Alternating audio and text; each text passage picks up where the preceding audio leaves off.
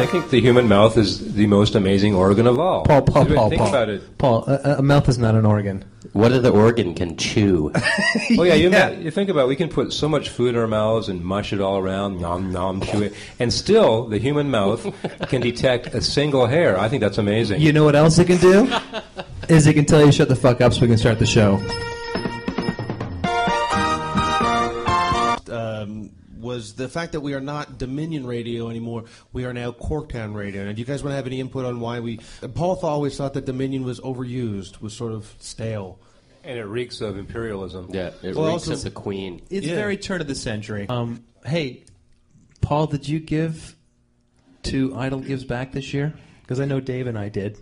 I'd donate if the prize was a date with William Hung, my sweet William Hung. Charities don't do any good. I've been watching footage of babies with flies in their face my whole life, and nothing has changed. So wake up, you stupid motherfuckers. Charity does no good. Paul, Dave, listen, white people save black people. That's just the way it is of the world, no, okay? They don't. They just keep dying and dying and dying. And even forget about black culture. What about... on the street, I keep passing a hospital for sick children. Excuse me, do you have a moment? Yeah, I have lots of moments, but giving you $10 isn't going to... You're trying to tell me the weakest citizens in our society have to scramble? The babies who are sick have to scramble on the street for $1 to save them? Come on. One thing I would like to say is that... MAD, do you remember that? Mothers Against Drunk Driving? Of course. There's a big hoopla about them a couple of years ago because they found out that like 90% of the donations were basically feeding a machine of the actual fundraising machine. So it was basically had become a blob of money that was effectively not really doing anything. 80% of the money was going to cocktail parties and a big ribbon-making machine. And now with a very special review, a special guest, Paul Haywood. Hi, everyone. I've been eating rotis for 12 years now, and I'm here to tell you it is the ultimate food. Brought to us by the fine folk of the West Indies. It's kind of like a Caribbean falafel. You get chicken, beef, goat, oxtail, whatever you want. Comes with curried potatoes, and I just love it. The finest roti you'll find probably is, sadly, not in Corktown. But in Parkdale, Ali's Roti, Bacchus, and, of course, Island Foods. I like to call them 1A, and 1B. $8 to $10? Yes, sir. That is not... You know what? Because okay, you might...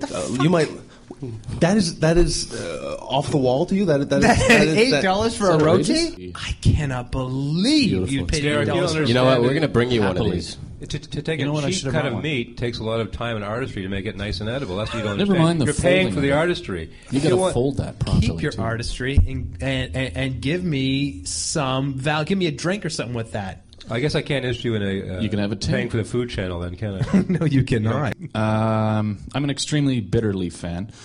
I'm that 36-year-old man boy in a Leaf jersey shrugging his shoulders.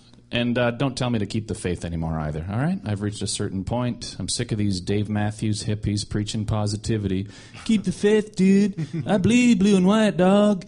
I've been bleeding since Hitler. I should be dead. A very funny comic, a writer for This Hour is 22 Minutes, The Reverse Report, Mr. Tim Steeves. Tim, how are you today? Hey, fellas. Thanks for having me on, guys. Hi, Tim. First of all, congratulations, you guys, for doing something that's so cool and creative. Not just sitting around in your ass on a Saturday. You're out here doing... Wait a second. We are sitting our ass on a Saturday. Well, I mean, but literally you are, but figuratively you're doing something. Thank you. At least. We're trying. When I was at university, I lost a lot of money playing poker. Were my roommates cheating?